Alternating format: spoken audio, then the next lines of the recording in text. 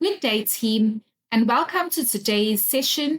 Today, I am guiding us through KMO6 KTO6, which focuses on project management. By the end of this session, you and I will have a practical, working understanding of three areas. One, the principles and processes of project management across the whole life cycle, from definition to closure. Two, the role and skills of project manager in our manufacturing context. Three, the barriers, risks, and issues that affect project success and how I prevent or respond to them. I will keep examples grounded in the kinds of projects we run on the floor: line moves, new equipment installs, shutdowns, quality improvement, and supplier changeovers. Here is what I intend for you to walk away with. I want you to be able to describe the project lifecycle in plain language. Show how you plan and control scope, time, cost, quality, risk, and communication, and demonstrate the behaviors of an effective project manager. I also want you to recognize typical barriers and respond with practical strategies. I will link each section to formative, summative, and ICE expectations so you can answer with confidence. With that destination set, I begin with the end-to-end process that I follow whenever I manage a project. Let's take a look. I use a simple life cycle with 5 stages. 1. Definition. 2. Initiation. 3. Planning. 4. Execution with monitoring and control. And 5. Closure. I keep the purpose clear. A project delivers a defined outcome within agreed scope, time, cost, and quality. Now let's take a look at definition and initiation. I clarify the business case, why the project matters, and what success looks like. I define scope at a high level, the project's objectives, key deliverables, and the major constraints and assumptions. I confirm sponsorship and identify stakeholders who can influence or affect by the outcome. I record this in a 1-page project charter and get it approved before I spend money or make commitments. Now, let's take a look at planning. I translate the charter into a plan I can run. I define scope precisely with a simple work breakdown structure that lists all deliverables and work packages. I build a schedule from the WPS. I estimate durations, define dependencies, and check for critical path tasks. I plan resources and budget by work package so I can track costs later. I plan quality with acceptance criteria for each deliverable. I plan risk by listing uncertain events, their causes, likelihood and impact, controls, and responses. I plan communication by deciding what to report, to whom, how often, and by which channel. I plan procurement if external suppliers are involved, defining specifications, lead time, and acceptance checks. I integrate these into a simple baseline so that the scope, schedule, and costs line up. Let's take a look at execution with monitoring and control. I run daily checks and weekly rhythms. Daily, I check safety, progress versus plan, blockers, and actions. Weekly, I update the schedule, review earned value against the baseline, and close actions. I manage change with discipline. If scope, time, or cost must change, I assess impact and seek approval before I commit. I manage quality at source by verifying deliverables against the acceptance criteria as they are produced. Escalate early when risks materialize or issues threaten the critical path. I keep records of decisions so that I can explain changes and learn later. And now we move on to closure. Confirm all deliverables are accepted. I complete outstanding snags and I hand over documents, training, and space to the owner. I close POs, reconcile the budget, release resources, and capture lessons learned. I celebrate the team's efforts and publish a short close up report so that future projects start stronger. Lastly, let's take a look at lean project management mindset. The plan as simple as possible to communicate and maintain. I visualize the work on a board, limit work in progress to reduce multitasking, and remove waste such as waiting for approvals or unclear instructions. I prefer short feedback loops, small batches, and visible metrics so that problems surface early. With the process in place, I now clarify the role I play as project manager and the skills I use every day. Let's take a look. 1. Leadership and people management. I set a clear purpose and model the behaviors I expect. Safety first, integrity, and respect. I build the team deliberately, clarify roles using a simple RACI so people know who is responsible, accountable, consulted, and informed. I coach individuals and remove obstacles so they can deliver. 2. Communication. I tailor information to the audience, brief and technical for engineers, more contextual for operators and stakeholders. I keep a regular cadence, daily stand ups, weekly progress reviews, and monthly sponsor updates, so surprises are rare. I document decisions and keep an action log visible to all. 3. Influencing and negotiation. I align interests by making trade offs explicit. Scope, time, cost, and risk move together. I prepare alternatives before negotiating and I seek win win where possible while protecting the project's critical path and quality. 4. Conflict management. I address disagreements early and face to face where possible. I focus on the problem and the process rather than personalities. Emotions run high. I separate people from the issue, restate the shared objective, and work through options objectively. When needed, I escalate with facts and options, not blame. 5. Planning, estimating, and time management.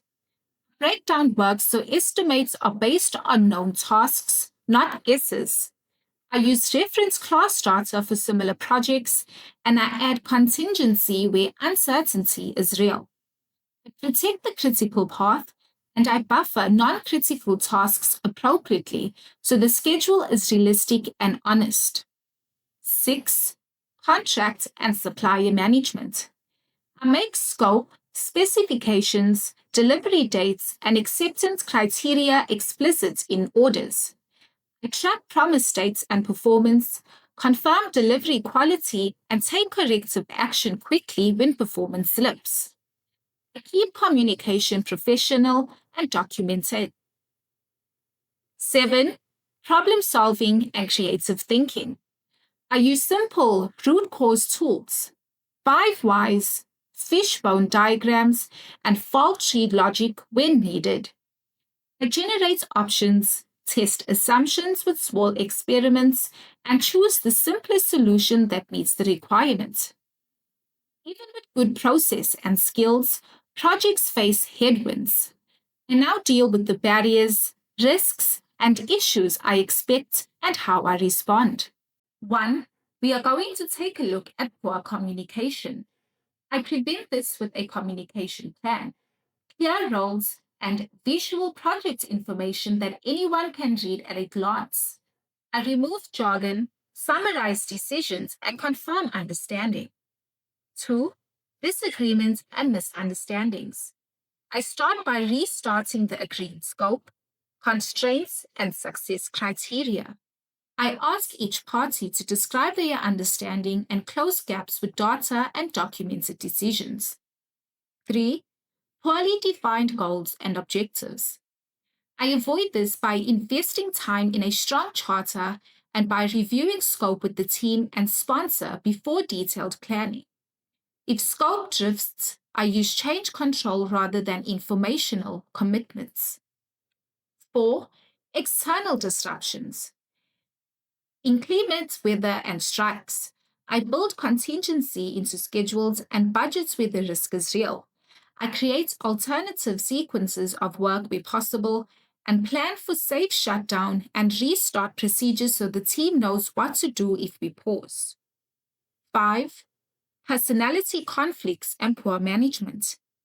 I set behavioral norms early and I intervene when behavior changes the team. I seek feedback on my own management and ask for support from my supervisor or sponsor when authority is needed to resolve a stalemate. 6. Constraints. Cost, time, resources, compliance. I make constraints visible in the plan and I review them weekly. I escalate early when a constraint threatens the baseline and I present options with impacts so sponsors can decide. 7. Risk management routine.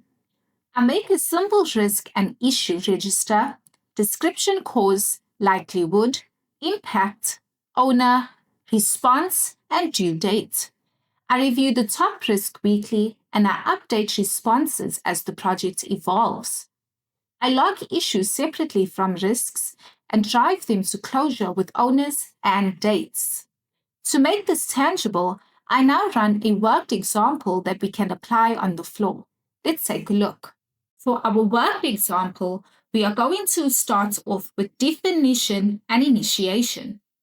The business case is to remove bottleneck that creates 2 hours of waiting per shift. The objective is a new conveyor section installed and commissioned, reducing average cycle time by 10% with no safety or quality compromise. Scope includes design approval, procurement, installation, guarding, electric integration, and operator training. The sponsor is the operations manager. Key stakeholders are maintenance, engineering, safety, quality, procurement, and the line team. And now we are going to move on to planning. I build a WPS with work packages, site survey, design and approvals, order and delivery, civil work, mechanical install, electrical integration, guarding, safety risk assessment, FAT, SAT, training, SOP updates, handover. I create a schedule with dependencies, which are delivery dates drive install windows, install must align to weekend shutdown. I budget by work package, add contingency for weather and supply delay, and define acceptance criteria. Throughput target, 0 TRIR, 0 quality escapes in the first week, and sign training attendance. And now we are going to look at execution with monitoring and control. I run daily huddles during the shutdown and weekly checks in the lead up. I track delivery promises, confirm site readiness, and pre-stage tools and materials. I use a permit to work, verify isolations, and do a pre-start safety brief. I verify each deliverable at completion, mechanical shift, electrical tests, guarding, then run dry test and a monitored ramp up. I document any deviations and get approvals before accepting changes. Lastly, we are taking a look at closure. I complete SOP updates, sign off training, close punch list items within a week, and hand over spares and maintenance instructions. I publish a one-page closeout with baseline versus actual schedule and cost, the measured cycle time improvements, and lessons learned for future installations. I now link today's content to your assessments and ISIS so you can prepare effectively. For the summative, be ready to discuss the principles and processes of project management end to end, the project management's role and skills, and the barriers, risks, and issues that affect project success.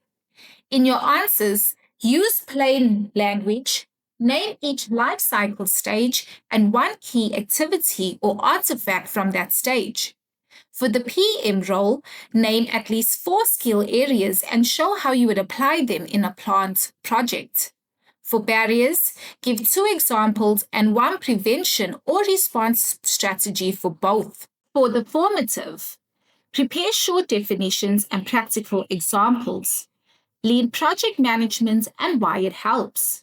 The PM role with a focus on leadership, communication, planning, and time management, and 3 strategies for effective communication in projects.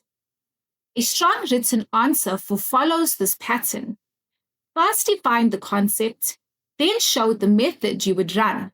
Then give one plant example with a number, target cycle time reduction, plan shutdown hours, or the count of risks on your register.